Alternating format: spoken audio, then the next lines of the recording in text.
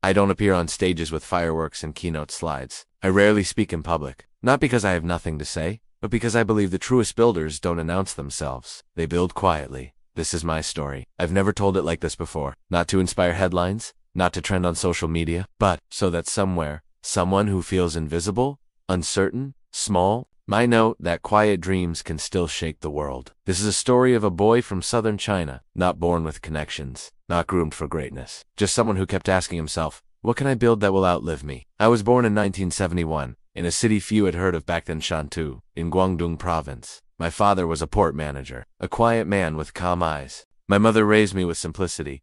We lived modestly, no foreign vacations, no luxury, just the radio, textbooks, and long walks near the harbor. I was not the loudest child in school. In fact, I rarely spoke at all. While others played outside, I sat by the window, watching ships disappear into the mist, wondering where they were going and how far I could go. I was fascinated by stars, space, and science, not for the grades, but because they reminded me how big the universe is and how small we are until we build something that echoes. In 1989, I got into Shenzhen University, majoring in computer and applied engineering. Shenzhen was no longer a sleepy fishing village. It was becoming a city of ambition, and so was I. College didn't make me loud. It made me precise. I learned programming not as a tool, but as a language, a way to communicate with the future. My classmates were brilliant. Some were faster coders. Some were better presenters, but I had something else. I would sit at my desk for 10, 12, sometimes 15 hours straight, writing code, breaking it, fixing it again. No shortcuts, no applause, just quiet obsession. I wasn't trying to build the next big thing. I was trying to build something that worked. In 1993, I graduated and began working at China Motion Telecom. My salary was 1,200 yuan a month, enough to eat, pay rent, and save just a little. My job, pager, software, but even in something so basic, I saw possibility. What if we could make devices talk to each other? What if humans could speak across space, not just voice to voice, but soul to soul? I waited, watched, learned, and in 1998, I made a decision. I gathered for friends, no investors, no office towers, just 5 people, 1 dream, and a tiny apartment. We built something that felt small at first, a desktop instant messaging tool. We called it OICQ. People laughed. They said, so you're copying ICQ from the West? Maybe. But we weren't just copying, we were reimagining. What if instant messaging could be tailored for Chinese users? Simple, fast, personal. Within months, people were hooked. The user base exploded. We changed the name to QQ to avoid legal trouble. But what we didn't change was the mission, to help people connect. Effortlessly, meaningfully. Those first few years were chaos. We had no revenue.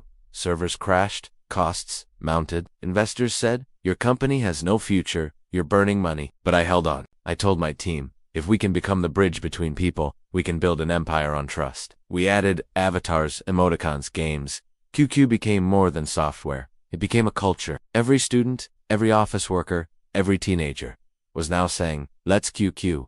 We were not just a messaging app. We were becoming a digital companion, a presence in people's lives. That's when I understood. Connection is not a feature, it's a feeling. As we grew, new questions emerged. What do people do once they're connected? They play, they laugh, they escape.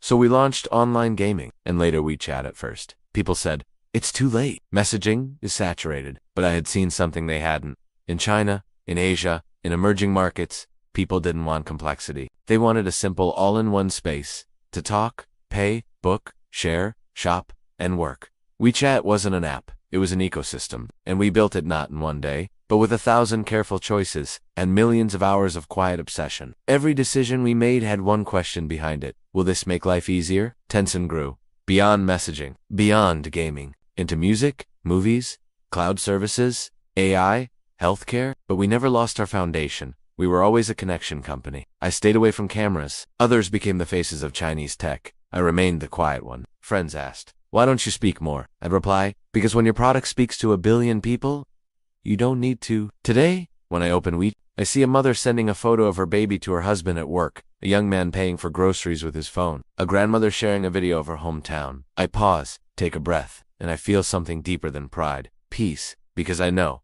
I built something people trust, even if they don't know my face. So, who am I? I am not the loudest voice in the room, not the boldest disruptor, not the headline chaser. I am the one who believed that small ideas, if crafted with care, can become the framework of a new world. I am Mahu Chun, founder of Tencent, A quiet man who dreamed of a better way for people to talk, share, play, and live. And I proved. You don't have to shout to be heard by a billion hearts.